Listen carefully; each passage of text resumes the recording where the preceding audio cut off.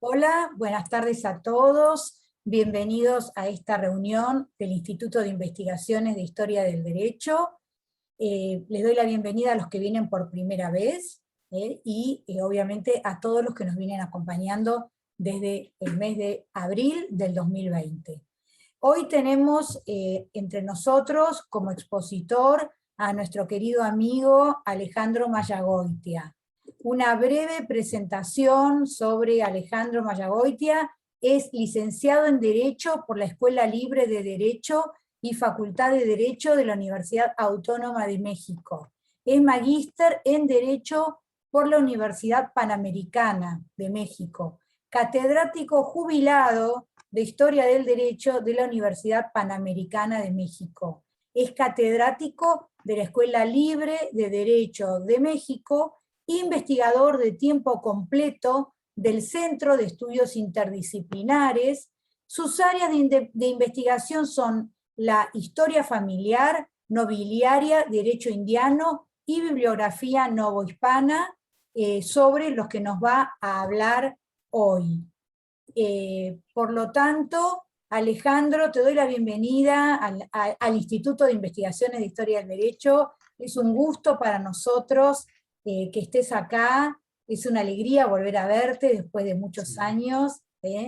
Y bueno, adelante, te tengo con dos entradas. ¿Puede ser, Alejandro, o alguien que se llame igual que vos? No sé. Puede ser que sea yo que haya intentado entrar por otro lado, Ah, en defecto del que entró. En bueno. fin. Muy bien. Alejandro, tenés 20 minutos Sí. para comenzar, para desarrollar tu tema, y después se termina el primer bloque, salimos y volvemos a entrar con el mismo link para la parte de los comentarios y las preguntas. Bien, Adelante. bien, muy bien.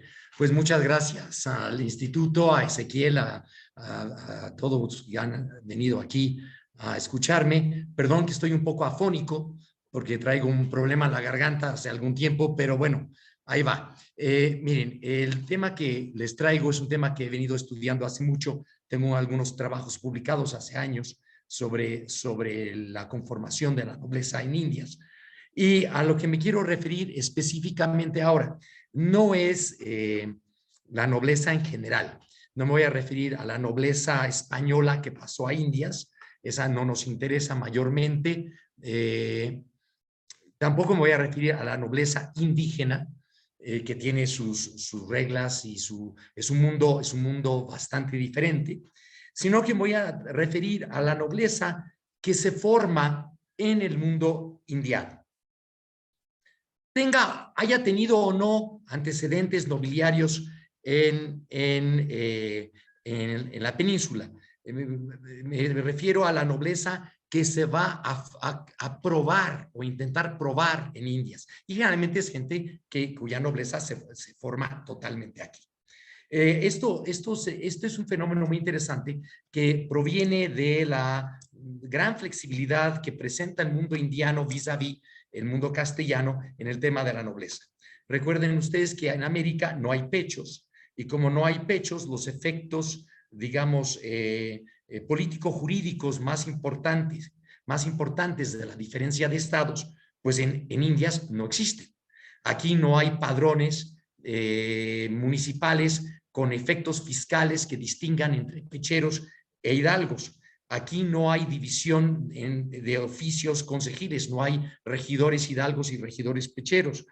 Además, ocurre otra cosa sumamente importante para nuestro tema, que es que las audiencias indianas no podían conocer asuntos que tocaran a la nobleza de las personas en el fondo. Podían hacerlo de manera incidental, tratándose, por ejemplo, de pleitos en donde alguien buscaba que se le sacara de la cárcel, a donde había ido a caer por deudas, alegando su condición nobiliaria. Entonces se producía un amparo de nobleza, sobre el cual hay dos trabajos muy bonitos. Uno más bonito de todos es el de Luis Lira, que trabajó este tema hace mucho tiempo.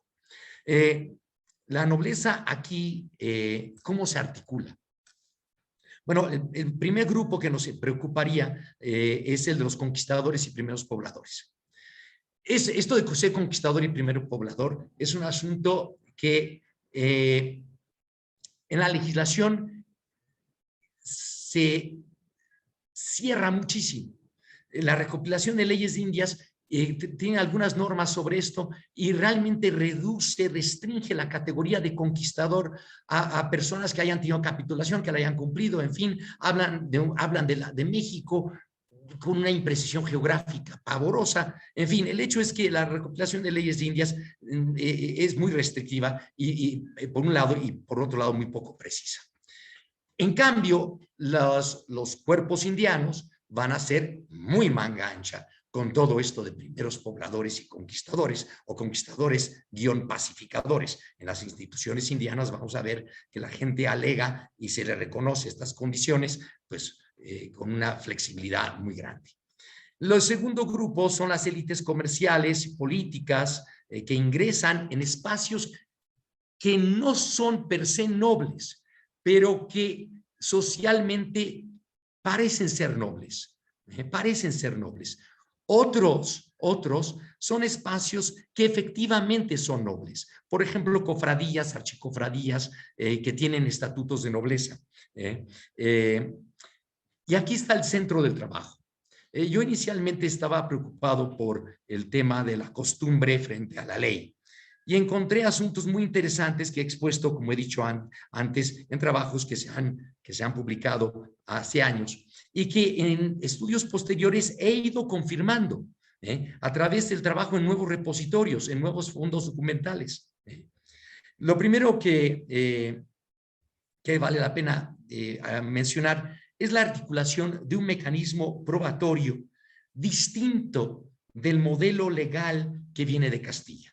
Esto es un asunto muy importante. Miren, la recopilación de leyes de Indias dice prácticamente nada sobre el tema de la nobleza indiana. No dice cómo se prueba, no dice ante quién, en fin, realmente no hay un vacío legislativo muy, muy importante ahí. En principio, lo que tendría que haber ocurrido es que se aplicaran las normas castellanas. Ahora, como sabemos perfectamente bien, el mundo jurídico de la península es muy variado respecto a la nobleza. Muy, muy variado. En principio tendrían que ser las reglas de Castilla. Ahora, en Castilla lo que va ocurriendo en el periodo que nos interesa es que se va rigidizando cada vez más en las chancillerías las formas de probar nobleza. En el siglo XVI, a principios del siglo XVI, se encuentra con que la Chancillería de Valladolid, por ejemplo, admite prácticamente solamente con informaciones testificales. Muy pocas cuestiones documentales. Conforme va pasando el tiempo, se va exigiendo más y más y más documentos y la compulsa de padrones y las partidas de bautismo y una serie de cuestiones que van haciéndolo bastante más complejo. Nada de esto ocurre en Indias. En ninguno de los lugares que haya visto yo veo este tipo de mecanismos probatorios. De hecho, si he de hacer un paralelo entre cómo se prueba la nobleza en Indias con algún lugar de Castilla, bueno, del reino de España, pues es Canarias. Las pruebas nobiliarias nuestras se parecen mucho a las Canarias. Pero en fin, y el asunto que considero realmente específicamente indiano, porque este distinto modelo de probar la nobleza realmente no creo que sea un asunto específicamente indiano. Creo que esto es de lo que proviene del fondo de la flexibilidad propia del jus comune que hace que las estructuras dejen de ser tan rígidas. Lo que realmente creo yo que empieza a ser realmente indiano y lo que creo yo donde hay que subrayar la importancia del tema es en lo siguiente. Miren, ustedes saben perfectamente bien que las estructuras familiares en la península son patrilineales. Son patrilineales. Lo que yo he encontrado, que me parece extraordinariamente notable, lo hice ver hace mucho tiempo con un poco de titubeo, y ahora lo puedo decir con absoluta certeza porque porque he visto ya muchísimos más documentos y no hay lugar a dudas. En el caso de descendientes de conquistadores, realmente la patrilinealidad de la nobleza castellana la mandan completamente al diablo.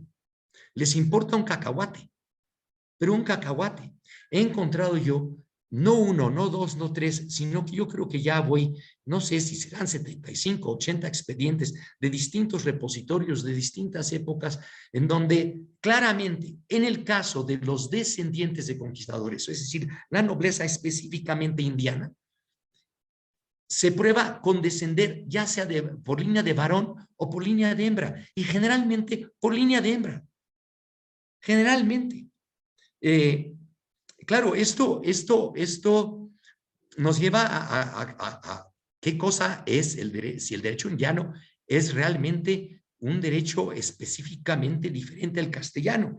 Esta es una polémica, bueno, polémica entre comillas, este es un asunto que se ha debatido un poco, si el derecho indiano es realmente un derecho que tiene una entidad distinta del derecho castellano o si es simplemente un desdoblamiento del derecho castellano aquí. En donde gracias a la flexibilidad del jus comune, pues se da lugar a situaciones nuevas.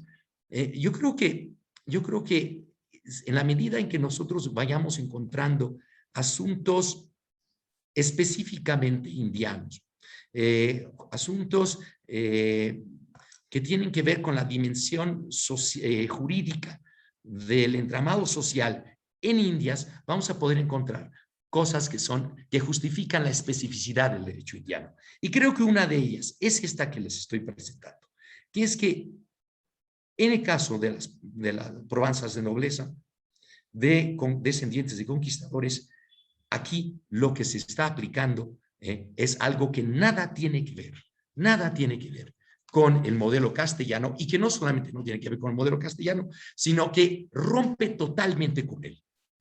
El desecho del principio de la patrilinealidad en estas probanzas me parece que presenta algunas muy importantes e interesantes interrogantes. La primera de ellas, ¿de dónde proviene este fenómeno? Para aquellos de ustedes que hayan alguna vez estudiado la estructura de la nobleza, de las noblezas prehispánicas, habrán encontrado que en algunas de ellas, por ejemplo, en el caso de la nobleza indígena en Mesoamérica, no hay un principio de transmisión de la nobleza estricto. Es decir, la nobleza podía transmitirse por línea de varón o por línea de mujer. Y frecuentísimamente en algunos grupos, era preferible la transmisión por la línea femenina. En el caso, por ejemplo, de las estructuras nobiliarias mesoamericanas, encontramos algunos casos en donde la línea femenina es la que es la realmente importante. Podría uno preguntarse si esto proviniera de la influencia del ambiente indígena en el mundo español. Yo creo que no, yo creo que no hay aquí una semejanza, pero que no hay absolutamente influencia de ningún tipo. Creo que más bien podría provenir, y esto es una hipótesis que no está probada, pero hay visos de probarla con cierta facilidad. Yo creo que podría provenir más bien de los patrones matrimoniales que seguía la élite indiana. El español peninsular llega a Indias, hace alguna pequeña fortuna o tiene algún pequeño empleo, o alguna cuestión de cierta significancia, y casa con la criolla. Y la criolla es la que transmite esta antigua línea, estas antiguas líneas de conquistadores, porque ella a su vez es hija o nieta de español que ha casado con criolla, y esa a su vez ha sido hija nieta de español que ha casado con criollo. Esto se ve en las genealogías de estas familias que yo he estudiado, sobre todo en el siglo XVIII, y entre ellos arman sus genealogías y las van llevando a los conquistadores hasta el siglo XVI, y siempre es por la línea de la mujer, y se da uno cuenta que esto proviene de estas estructuras matrimoniales, de estos patrones matrimoniales. La segunda pregunta que habría que hacerse, y es una pregunta que no podría yo responder del todo ahora, porque creo que falta un poco de investigación, y el tema del COVID no ayuda a moverse a los archivos, es la repercusión que esto tiene en el mundo nobiliario castellano. ¿Qué ocurre en Castilla?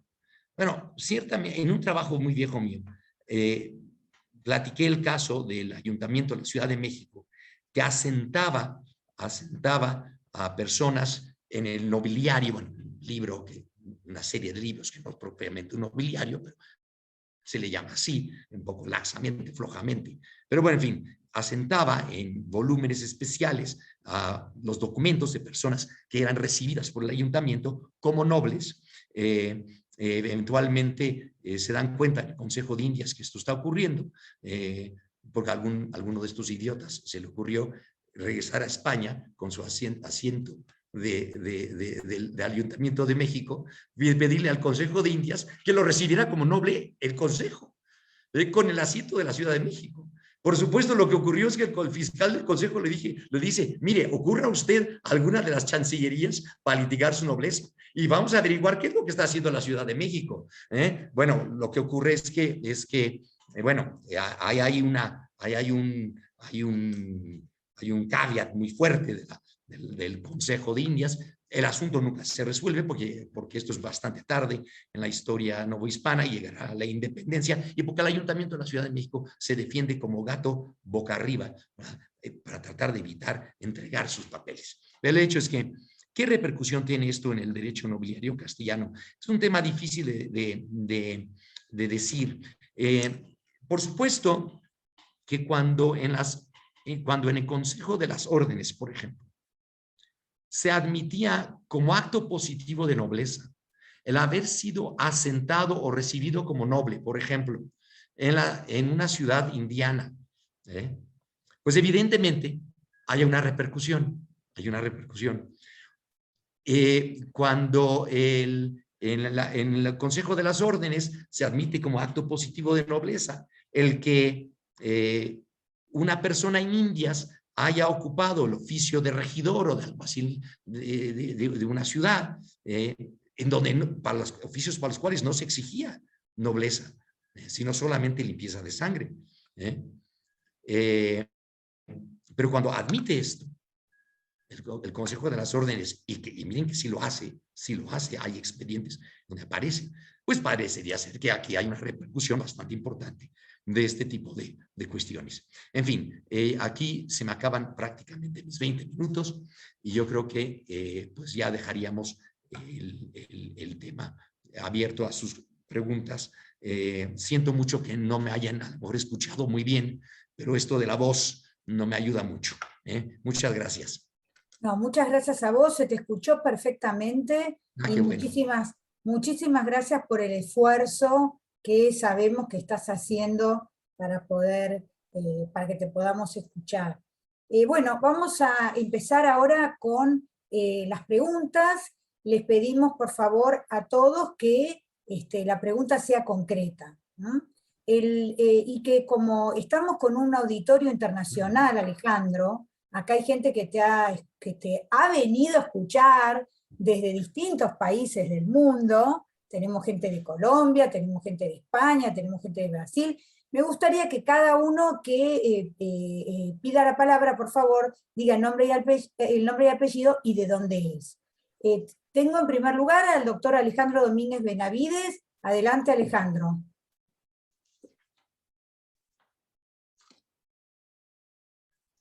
Eran aplausos, ¿eh? Ah, eran un aplauso. Bueno, muy bien, muy bien. Entonces, no sé si alguien quiere hacer algún comentario o alguna pregunta y que no sepa levantar la mano, me lo puede hacer por el chat. A ver, acá tengo, bueno, por el chat no veo ninguno. Bueno, voy a hacer yo, voy a empezar yo con algunas preguntas, algunos temas para que vos desarrolles, Alejandro, ya que han quedado minutos y todavía tenemos otro bloque.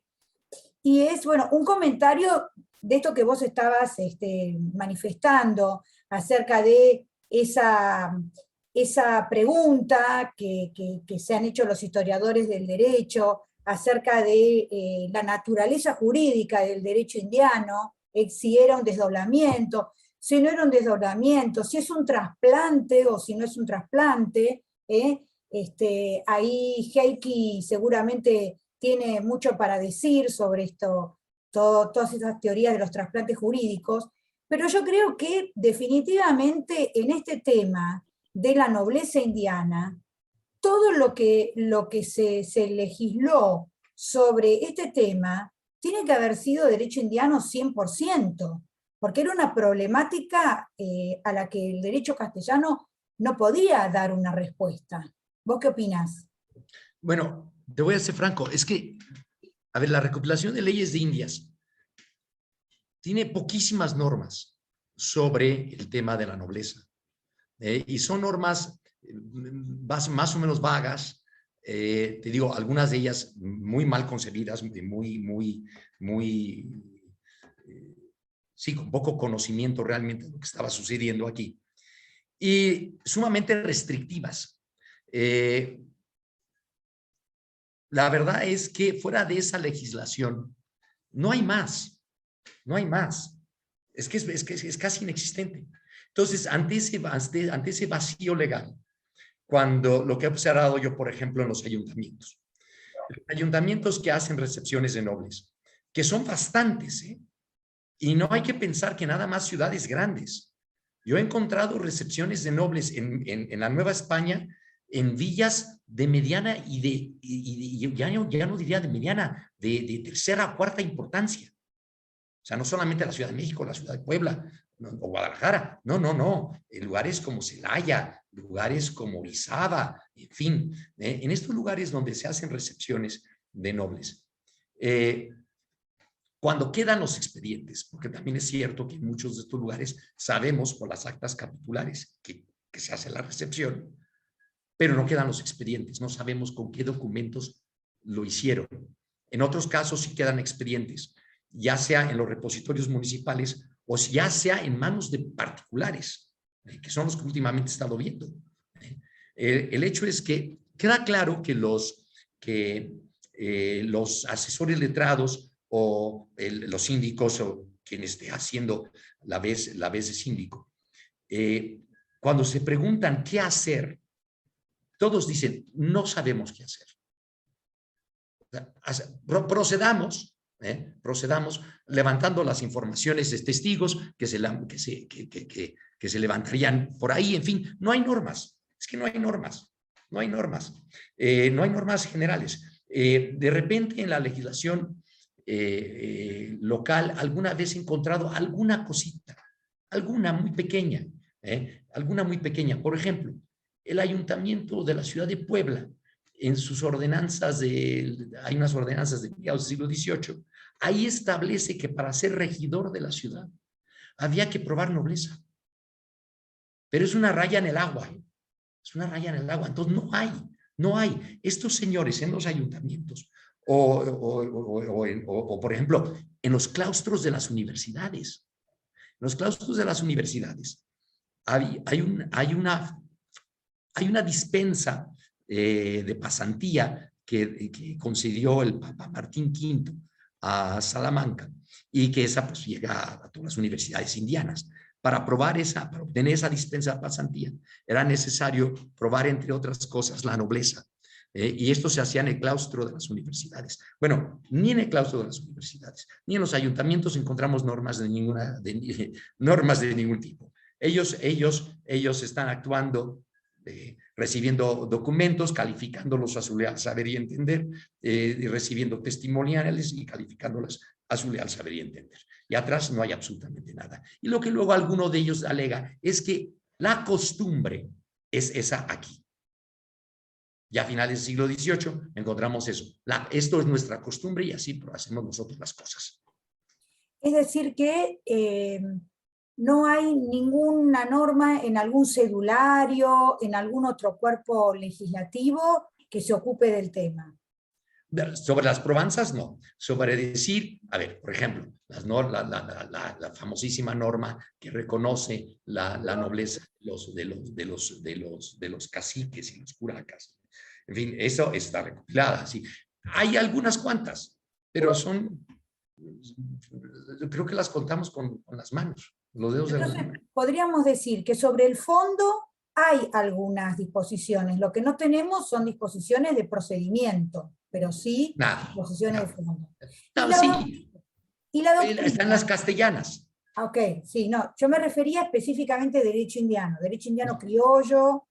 Ok, y la doctrina jurídica indiana. Eso es muy interesante. A ver, por ejemplo, Solórzano dice alguna cosa interesante. Incluso Solórzano se plantea asuntos muy, como por ejemplo, la nobleza de los negros o la nobleza de los indios. ¿Cuándo son nobles? Y dice, por ejemplo, que si son nobles en sus tierras, en sus tierras de origen, los negros, y lo pueden probar, que tendrían que ser tomados como nobles aquí. Los indígenas, con eso no hay ningún problema porque está la ley, y en algún no en la política, sino en el Indiarum Iure, tiene por ahí un pasajito en donde algo dice sobre las Provenças de los indios. Realmente, Solórzano, fuera de hablar pocas cosas de los indígenas, de los negros y de los encomenderos, la nobleza de los encomenderos, dice poco. Sobre qué sea la nobleza no dice realmente nada.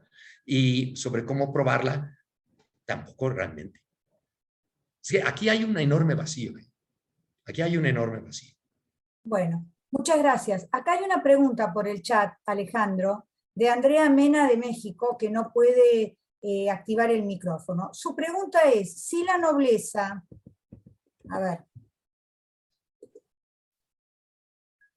si la nobleza indiana tenía los mismos privilegios que la nobleza castellana, por ejemplo, en el tema del mayorazgo femenino. Okay. A ver, yo creo que aquí hay que desbrozar dos cosas. A ver, la nobleza indiana es...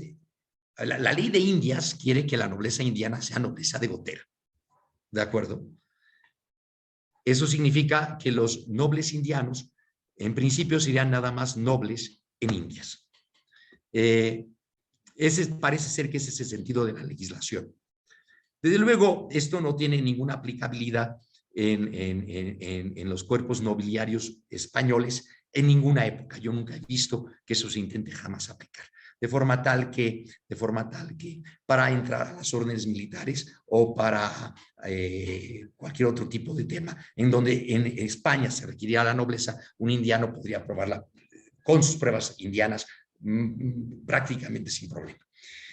En respecto de los privilegios, las exenciones fiscales y este tipo de cosas, hombre, en principio sí, lo que pasa es que en Indias no hay diferencia de estados, entonces aquí no hay pechos. Entonces, alegar que no voy a pagar pechos aquí, pues no tiene ningún sentido porque no hay pechos. Pero como la nobleza de indiana es de gotera, si yo nunca me he encontrado este caso, pero el efecto de que sea de gotera sería que si este noble indiano que aquí no paga pechos quisiera valerse de esta nobleza para no pagar pechos en Castilla, pues no le valdría. Tendría él que litigar ante la Chancillería correspondiente su ejecutoria nobleza para verse exento de los pechos, por ejemplo. Entonces, ese tipo de privilegios, pues sí, depende, hay unos que sí, hay otros que no. Pero en general, los privilegios honoríficos o no ser apresado por deudas y este tipo de cosas, sí son iguales, sí son iguales. Ahora, respecto al mayorazgo, para fundar mayorazgo no se necesita iniciar, al principio no se necesitaba ser noble. Después lo que va a ocurrir es que van a requerir cada vez más documentos sobre la situación de las familias para poder fundar los mayorazgos. Ahora, yo la verdad es que no tengo muy bien estudiado el tema de la diferencia entre los papeles que se exigieran para un mayorazgo regular, de varón a varón, de respecto de un mayorazgo irregular, un mayorazgo femenino. Yo la verdad es que no lo tengo estudiado, pero creo que no habría mayor diferencia. Creo que no habría mayor diferencia. Si ella conoce algún caso, sería interesante saber de él. Bueno, muy bien. En todo caso, lo puede poner por el chat y después te acercamos el chat, te lo hago llegar por mail. Acá Sí, hay un comentario y una pregunta que no sé si la vamos a poder contestar ahora en este bloque porque falta muy poquito. El comentario es que en el claustro del Colegio Mayor de Nuestra Señora del Rosario, fundado en Bogotá en 1653, se debía probar la nobleza por los 4 costados, dice acá un asistente. Es un ejemplo, ¿no? Que da. Se debía probar la nobleza por 4 costados. Y hay una pregunta que es, ¿a qué se debe, según su criterio, que la concentración de títulos estuvieran en los virreinatos de Nueva España y de Lima, bueno, y no en el de Nueva Granada o Buenos Aires? bueno, yo creo que el tema es relativamente simple. Sucede que son los más ricos. Por mucho tiempo son los más ricos. Y como a ver, cuando yo he hablado de nobleza aquí, quiero hacer una aclaración porque cuando habla uno de nobleza, no falta quien inmediatamente piensa en los títulos. No sé si sea el caso de quien me está haciendo la pregunta, de Hernán Olano. A ver, nobleza y títulos no son lo mismo. Cuando yo me estoy refiriendo a la nobleza, me estoy refiriendo a la nobleza en general. Sea la nobleza llana, la nobleza que se ha dado en llamar ahora media, la de los caballeros, o la nobleza titulada. La nobleza en general, de hecho, la gran mayoría de todos los expedientes que he visto yo pertenecen a la nobleza llana. A la nobleza llana. Yo casi no veo expedientes de títulos, porque estos expedientes generalmente no aportan nada a lo que estoy investigando. No aporta nada a lo que estoy investigando. Pero, a ver, entonces, y ojo, los títulos de nobleza, per se el título no otorgaba nobleza más que personal. La nobleza de sangre proviene de los 3 actos positivos. Por tanto, en principio tendrían que ser 3 titulados, ¿no? El primer conde, el segundo conde, el tercer conde, ¿no? En fin, pero bueno, ¿por qué? Pues la diferencia de dinero. Una gran cantidad de títulos son títulos que se beneficia a la corona. Son títulos que se obtienen por dar dineros a la corona, por dar apoyos de dar un barco, dar 2 barcos, en fin, este tipo de cosas. Y claro, donde esto más ocurre, donde hay más concentración de riqueza, es evidentemente en la Nueva España y en el Virreinato del Perú. Esto no significa de modo alguno que no haya habido títulos concedidos por otro tipo de méritos, ¿no? Desde luego que los hay, pero creo que la principal razón es esta, ¿no? Ese es el tema de la riqueza, no el tema del dinero. Muchas gracias, Alejandro. Mira, se está terminando el tiempo, así que cerramos y volvemos a entrar con el mismo link para terminar con los comentarios y las preguntas. Nos vemos en unos minutos. Gracias. Seguimos con esta segunda parte. Seguimos con esta segunda parte de la exposición del doctor Mallagoitia para continuar con los comentarios o las preguntas que tengan los participantes. Alejandro, ¿estás ahí? Sí, aquí estoy. ¿Me oyes bien? Ahora sí te veo. Yo tengo una pregunta para hacerte mientras esperamos a ver si hay más preguntas. No quiero monopolizar las preguntas, pero bueno, no veo acá manos levantadas. Hay Heikki Filajvamaki, y como buena anfitriona que soy, le voy a dar el uso de la palabra. Adelante, Heikki. Gracias, Viviana, y gracias, Alejandro, por la presentación. Hola, Heikki. Estupenda.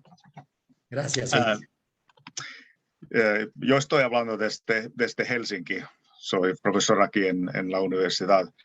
Y mi pregunta tiene que ver con la definición de la costumbre, cómo se reconoce la costumbre en los archivos, en los casos que has visto en los archivos. ¿De qué época vienen? Eso es la primera parte de la cuestión, porque claro que para que se reconozca una costumbre suele tomar un rato, no puede ser 5 años, algo así. Así que eso es una parte de mi pregunta. Y la otra es, ¿qué tipo de prueba se ofrece en estos casos? Supongo que son testigos, ¿no? ¿O hay otro tipo de prueba también? Sí. Mira, gracias, Heikki. Qué gusto verte después de tanto tiempo. Oye, pues mira, yo he trabajado sobre todo la mayoría de los ayuntamientos, por ejemplo, que tienen nobiliario, lo tienen a partir del siglo XVIII. Yo no he encontrado expedientes municipales anteriores, sí recepciones, sí en las actas que reciben a las personas, pero expedientes no. En los archivos municipales no.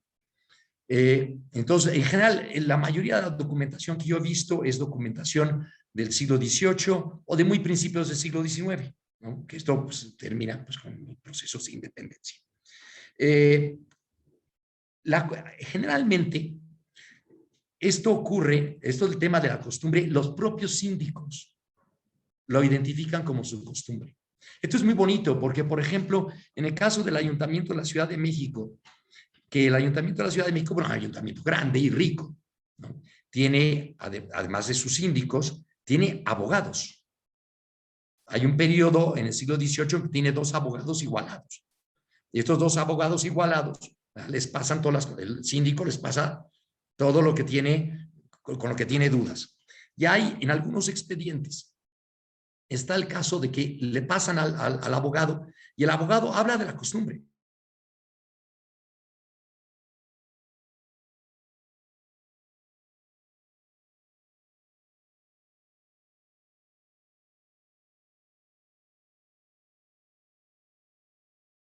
Hay un pequeño zafarrancho entre la audiencia y un ayuntamiento sobre estas cosas, y en donde dicen, es que esta es nuestra costumbre, con todas sus letras, con todas sus letras. Ahora, ¿qué tipo de pruebas presentan? Mira, generalmente lo que presentan son pruebas documentales que recogen, a su vez, testimonios antiguos.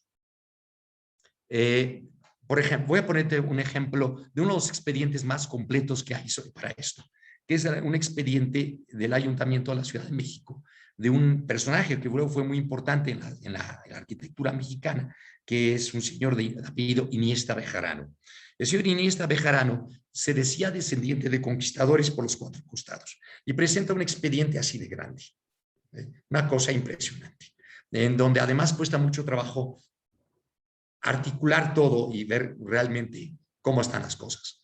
Pero en este expediente, lo que él tiene son informaciones de calidad que arrancan de finales del siglo XVI, si no mal recuerdo, finales del XVI, hasta su propia época.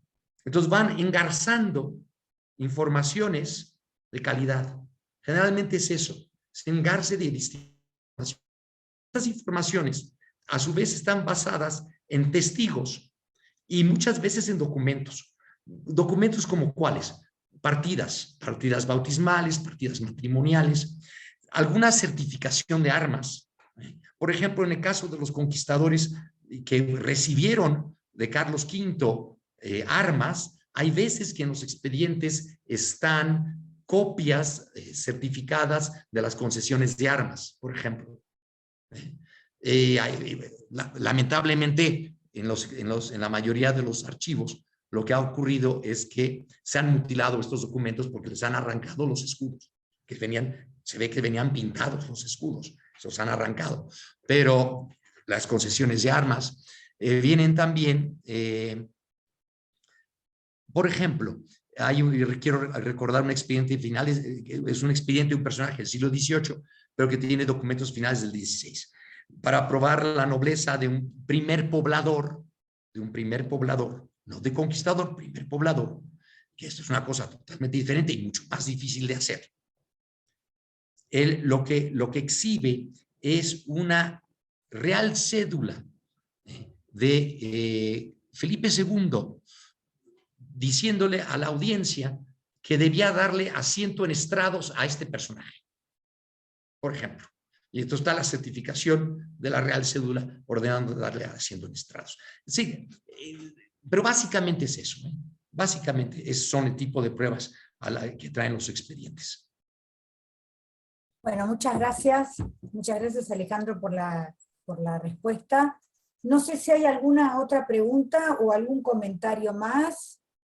Te quiero hacer yo una pregunta. En México, sí. ¿Hubo algún acto formal de supresión de estos títulos? No sé si se me escuchó porque hubo una mala conexión. En México, ¿hubo un acto formal de eliminación de estos títulos? Bueno, a ver, otra vez no son precisamente títulos. Lo que ocurre es esto. Estos espacios en donde está ocurriendo esto, que son los ayuntamientos, las cofradías o archicofradías. En la Ciudad de México hay una archicofradía, que es una archicofradía noble. Los colegios, como decían, del colegio del colegio en Bogotá, el colegio del Rosario, cuyo archivo, por cierto, no conozco. Pero, en fin, es uno de los lugares a donde tengo que ir a dar. Pero en estos espacios no otorgan una constancia, digamos, de que ya acreditaste tu nobleza. El Ayuntamiento de la Ciudad de México te recibe como noble para efecto de tenerte en cuenta para elecciones o para, sobre todo, y lo que más les importa, las fiestas. Como no hay como no hay cuerpos propiamente nobles, cuando hablan las fuentes, por ejemplo, de que el arzobispo fue recibido por la nobleza. Pues, ¿qué es eso de la nobleza? Pues la nobleza son los 2 o 3 o 4 títulos que haya habido y además los reconocidos como nobles por el ayuntamiento. Eso es la nobleza, en fin. Pero bueno, lo que hace, por ejemplo, el ayuntamiento es asentarte.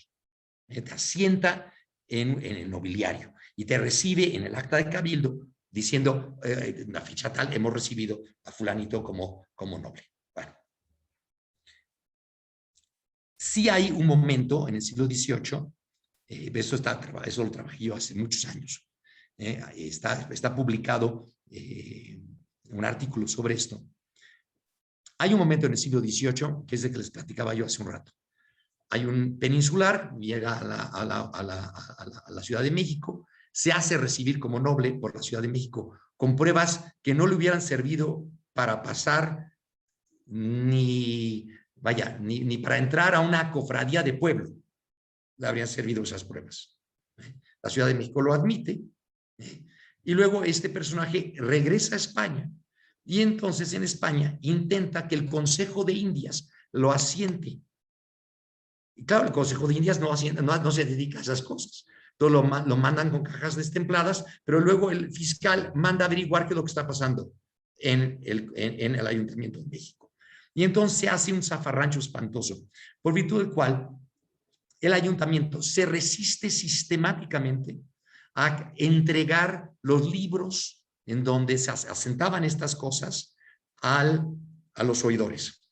Y terminan llegando a un cierto arreglo en que el oidor va a ir a visitar al ayuntamiento para que en el ayuntamiento pueda ver los libros, porque es que el ayuntamiento aducía una norma de la recopilación que prohibía extraer del archivo municipal los libros municipales. Entonces, finalmente los oidores entienden que tienen que hacer esto. Y todo esto está ocurriendo más o menos en 1808, después de como 20 años de estarse peleando sobre el asunto. Y cuando vienen los acontecimientos de 1808, pues ya esto que todo queda un poco en suspenso. Hay un último escrito, ni más ni menos que de uno de los grandes personajes de 1808 en México, que es Primo de Verdad, que era el abogado de la Ciudad de México. Le dice al fiscal de la Audiencia de México que esta intentona de revisar los libros y tildar de los libros del ayuntamiento a los que están asentados como nobles podrían hacer que se perdiera el reino. Ya estamos, claro, a punto de que el reino se pierda efectivamente. Entonces sí que hay una intentona en el ayuntamiento. Muchas gracias. Esto nunca pasa en la universidad, por ejemplo. Muy bien, muchas gracias. Hay una pregunta, un comentario de María de los Milagros Pierini. Milagros, presentate. Adelante. Sí, muchas gracias.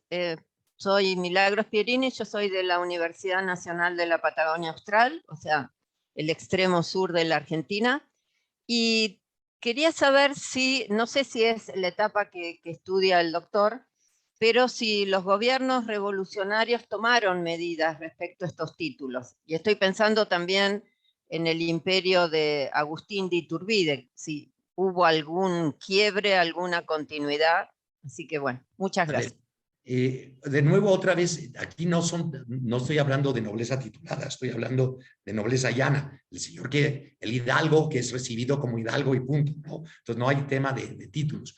A ver, lo que sí va a ocurrir, a ver, desde luego en la época republicana, todas las distinciones nobiliarias van a ser abolidas. E incluso los escudos de armas y todo esto van a ser picadas de las fachadas, en fin, esto todo el mundo lo sabemos. El periodo que sí es muy interesante es el que menciona usted, de Agustín de Iturbide, porque aquí sí que no hay una ruptura. Hay por un lado un proceso de continuidad, la antigua alta nobleza, ahora sí, la nobleza titulada, los condes, los marqueses, en fin, pues van a estar muchos de ellos muy estrechamente vinculados con el imperio.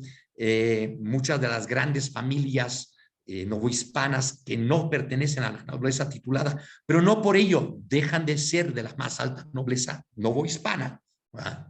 Los descendientes de las grandes casas del siglo XVI, que muchos no tienen títulos, pero que sí que tienen buenos mayorazgos, en fin, son gente sumamente importante, de gran representación. Esos van a estar metidos totalmente en el tema del imperio. Entonces, por un lado, tenemos esta situación de la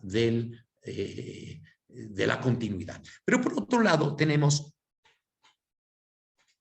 el intento de hacer una nueva nobleza, no enfrentada con la antigua, sino que terminara por fundirse con la antigua. Esto lo hace Agustín de Iturbide, y sobre esto tengo publicado un trabajo en la revista chilena de Historia del Derecho. No recuerdo exactamente el número, pero es un trabajo sobre la Orden de Guadalupe. La Orden Imperial de Guadalupe es una orden, en principio es una orden de mérito, pero lo que ocurre es que concede grados de nobleza distintos según el rango de la orden que se tenga. Entonces, por ejemplo, no me acuerdo si son los caballeros grandes cruces se van a tener como grandes del imperio, por ejemplo, ¿no? Entonces, claro, aquí hay un claro intento de formar una nobleza nueva, ¿no?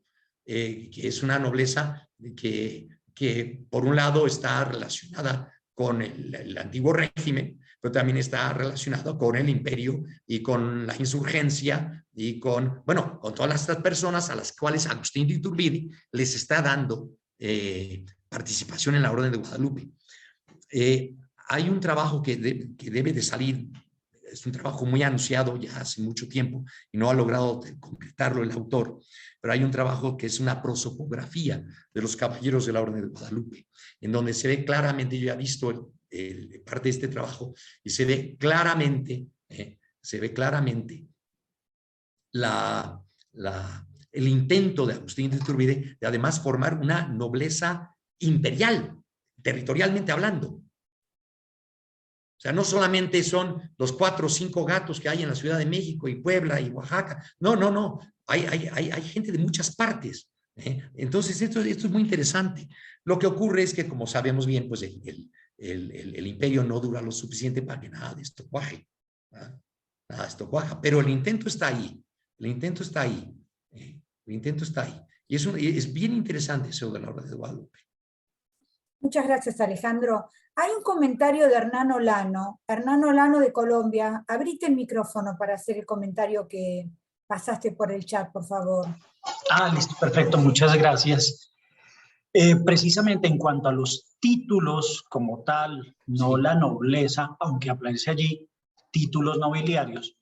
La Constitución de 1821, que rigió para los 3 grandes departamentos que integraron la naciente República de Colombia, que eran el antiguo Virreinato de la Nueva Granada, la Capitanía General de Venezuela y la Real Audiencia de Quito, establecía constitucionalmente que estos quedaban abolidos y que Colombia no sería a partir de ese momento patrimonio de ninguna familia ni se observaría ningún otro privilegio distinto del mérito.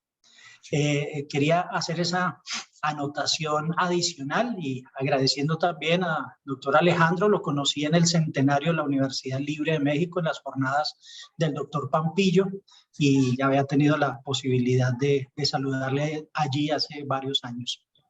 Gracias. Fíjate, Hernán, que es un tema bien interesante porque fíjate que aquí hay una cosa, yo no sé si les ocurrió a ustedes lo que pasó aquí.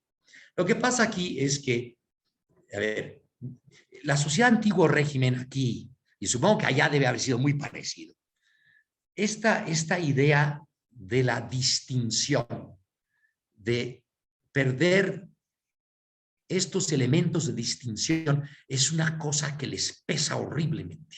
Entonces aquí lo que ocurre es que Agustín Iturbide va a abolir que en los libros parroquiales se asiente las diferencias de castas, que mestizo, que indio, que mulato. Esto se va a prohibir. Por ejemplo, en las parroquias de la Ciudad de México, yo he observado que se cumple. Están las anotaciones. A partir de ahora, nadie va a ser ni mulato, ni mestizo, ni nada. Bueno, en otros lugares no se va a cumplir, sino 20 o 25 años después. Sin embargo, aparecen otras distinciones. Ya no hay mestizos, ya no hay españoles, ya no hay. Ahora sabes lo que hay. Ahora hay unos que no son nada y unos que son ciudadanos. Y los que son ciudadanos, y hay entre los ciudadanos unos que son ciudadanos a secas y ciudadano don. Y los títulos frecuentemente van a aparecer como fulano de tal, ex marqués de quién sabe qué, o ex conde. Yo he visto esto de ex marqués y ex conde, bueno, hasta en las lápidas sepulcrales. Hasta en lápidas sepulcrales. Entonces, esto de perder las distinciones, miren, les voy a platicar una anécdota. Tengo un querido amigo pariente, además, que tiene un pequeño retrato de Fernando VII, pintado, pues, yo supongo que en 1808. No sé. No, miento, debe haber sido 1812. Tiene que haber sido 1812 porque trae la Constitución. De 1812 o por ahí. ¿Saben cómo dice? Verdadero retrato de nuestro amo, el ciudadano señor Don. O algo así, o un disparate. Pero es que, claro, les cuesta esto de perder las distinciones. Muchas gracias, Alejandro. Acá Fernando Pérez, está pasando por el chat el dato de tu artículo, publicado en 2010, La Orden Imperial de Guadalupe, pues caso de la nobleza novohispana, orto de la mexicana, revista chilena de Historia del Derecho. Están llegando un montón de saludos, de felicitaciones, y yo después te lo voy a pasar en el chat, para que si después querés contactarte con alguien les agradezcas. Bueno, no sé si hay alguna pregunta más, algún comentario más que alguien quiera hacer. No veo más manos levantadas. Acá, Inelén, abrite el micrófono y hacé la pregunta. Hola, buenas tardes. Bueno, felicitaciones Alejandro. Gracias. Soy de Argentina y me ha parecido interesantísimo. Mis estudios han sido sobre un cabildo muy periférico, donde el mayor título que obtenían los capitulares era, se llamaban a sí mismos padres de la República. Ah, bueno. No me parece poco, pero era un pequeño cabildo de un corregimiento de la Capitanía de Chile, que después pasó al Virreinato del Río de la Plata. Y bueno, aunque fuera un pequeño cabildo, los problemas, los litigios y roces protocolares eran importantes. Pueblo chico, infierno grande. Hay una novela en la Argentina que se llama así, titulada así, es del siglo XIX, ¿no? Yo quería saber si habías encontrado roces así en cuestiones de fiestas de tablas o protocolo por los lugares a ocupar entre la nueva nobleza americana y otros provenientes de España, la nobleza española, que aquí no ha llegado a estas tierras acá tan periféricas y lejanas, pero seguramente, me imagino yo que en México sí, ¿no? Pues mira, fíjate que yo no he buscado esas cosas. Debe de haber habido, porque los ayuntamientos son son una especie de nido de víboras. Los ayuntamientos son una cosa realmente muy notable. Pero donde sí he visto esto mucho, es en pleitos de disensos matrimoniales. De repente hay pleitos de disenso matrimonial en donde un poco subyace el conflicto entre, o parecería ser que subyace un conflicto entre nobles de verdad y estos que no son tan nobles como nosotros, ¿de acuerdo? No necesariamente siendo unos peninsulares y los otros criollos. ¿Me explico? De hecho, he visto el caso, incluso inverso, en que es una gran familia criolla, la que no quiere que el hijo se case con una chica que es hija de un español, o más bien nieta de un español peninsular, que era un hidalgo, que no les parece. No les parece.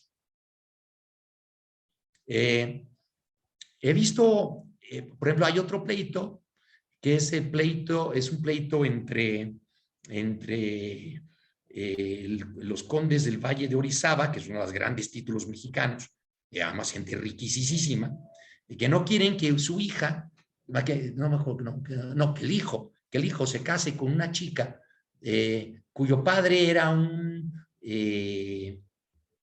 español acaudalado, que como gran timbre tenía el ser, no sé si familiar del Santo Oficio, una cosa así. O sea, he encontrado ese tipo de cosas en donde sí está la desigualdad social, ¿no? Más que la jurídica, porque hidalgos eran todos, ¿no? De hecho, en estos dos pleitos que te menciono, los dos los pierden. Los dos los pierden. Y los matrimonios se llevan a cabo. Pero en el ayuntamiento no he visto tanto eso, pero tampoco lo he buscado, tampoco lo he buscado. Es que debe decir que lo que ocurre en el ayuntamiento de la Ciudad de México es que los libros que yo trabajo especialmente para este tema son esta serie de libros que se llama Nobiliario, que son un montón de volúmenes, y ahí lo único que hay realmente es el asunto de estas pruebas. Entonces no tengo generalmente que salirme mucho más allá de esa serie. Entonces no sé, pero seguro hay, seguro hay. Bueno, muchas gracias. Pero busca disensos matrimoniales. Claro. Me voy a buscar, sí. Sí. Gracias. Muchas gracias, Alejandro. Es cierto, porque yo lo he visto, que en los disensos matrimoniales sacan lo peor de cada uno. Y justamente en los disensos es cuando salen a relucir todas las diferencias sociales, económicas, etcétera, ¿no? Sí. Y sacan cosas. Yo conozco, uno de estos casos en concreto que mencioné, es un caso que he estudiado muchísimo, Pero muchísimo, muchísimo, muchísimo. Porque además lo estudié incluso desde el punto de vista genealógico, a ver si era cierto lo que decían. Esta gran familia criolla dice que hay una, y efectivamente tenían razón, sí, había una distancia social y económica enorme entre el muchacho y la chica.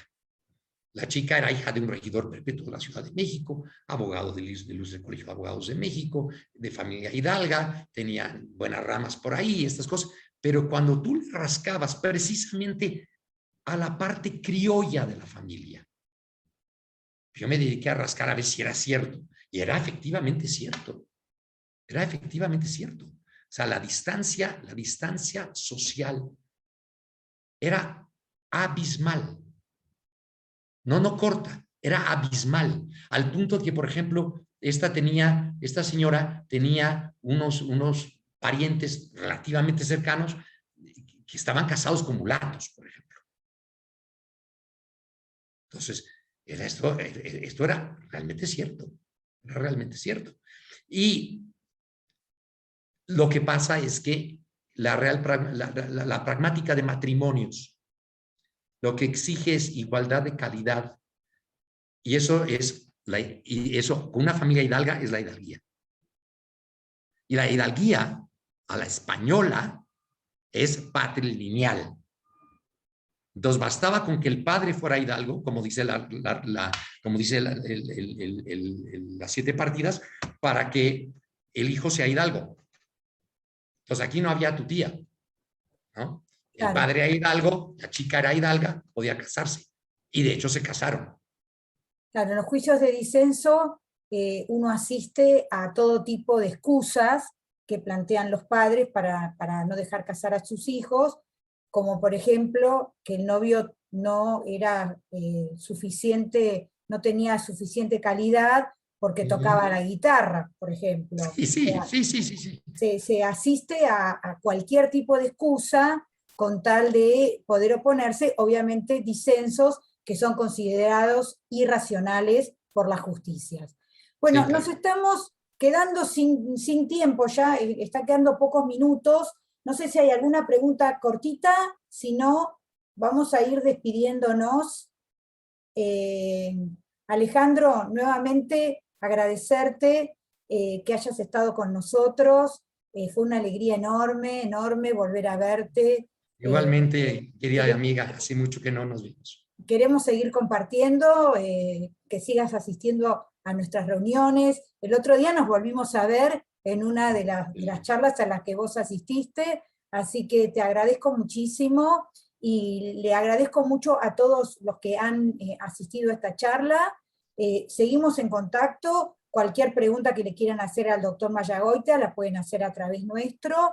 Decirles que la semana que viene tenemos otra charla de Carlos Egues, compatriota de Inés Sanjurjo de Mendoza, que va a hablar sobre historia constitucional, y bueno, y seguimos hasta fines de noviembre. Va a haber una interrupción el 29 y 30 de octubre, porque tenemos nuestras jornadas de historia del derecho, que van a ser virtuales, así que esa semana no vamos a tener nuestra habitual charla. Así que yo te agradezco nuevamente, me despido de todos, y te paso el piso a vos, Alejandro, por si querés hacer un comentario o un saludo. Muchas gracias. No, pues nada más agradecerles a todos ustedes y despedirme, y estoy a sus órdenes para cualquier cosa. Muchas gracias. Muchas gracias a todos. Nos vemos, adiós. Chao. Gracias, adiós. Gracias, bye. Bye.